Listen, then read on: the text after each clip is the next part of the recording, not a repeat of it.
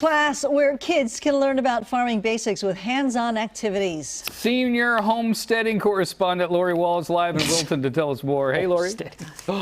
Look. You guys, she did not tell me there were going to be puppies here. I walked into the best situation that I could have possibly fallen into today. Look at that. John, remember earlier when we were complaining about the temperature in the studio? Yes, Yeah, I don't care about that anymore. I'm over it. Here, I'm going to give you one of these guys.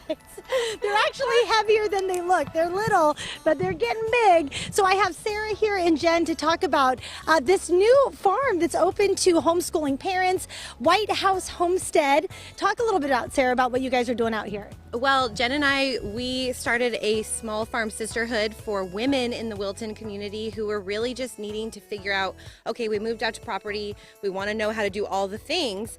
But then we were like, wait, we left kids out. And so we started a farm class opportunity where we are really just focusing on teaching kids basic farming skills, exposing them to animals, getting them out in the pasture to run, and really just being out in the fresh air after a very long 2 years of being in the house. Yes, my biggest dilemma when I got here was, do I grab a puppy or do I pick up the goat? Because it was a tough decision to make.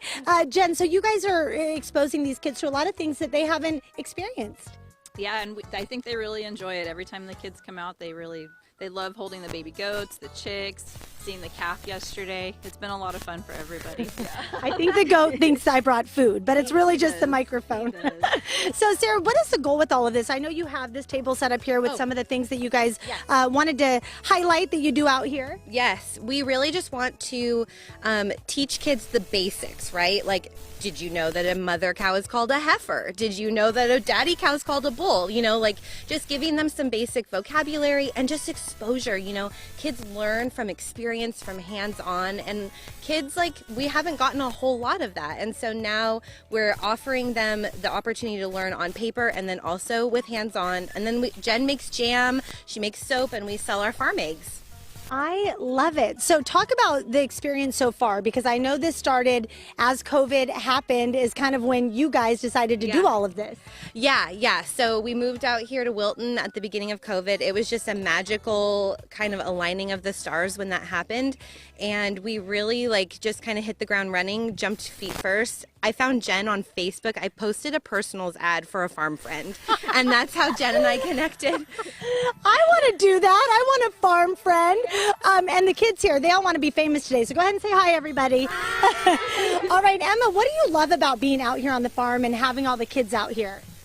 I really just love that you get the time to run around and play like you don't get in school. I mean, you do, but there's just so much more you can do out here, and it's just great that you can come up with so many new games, and there's so much you can just have fun with out here. Yeah, it's a lot different. I know that you don't get to hold these puppies and baby goats when you're at school. I know that much. So you're inviting homeschooling parents to come out and experience this. What's the best way for them to find you? Our website is whitehousehomestead.com. We have our farm classes scheduled all the way through June up for families to look at.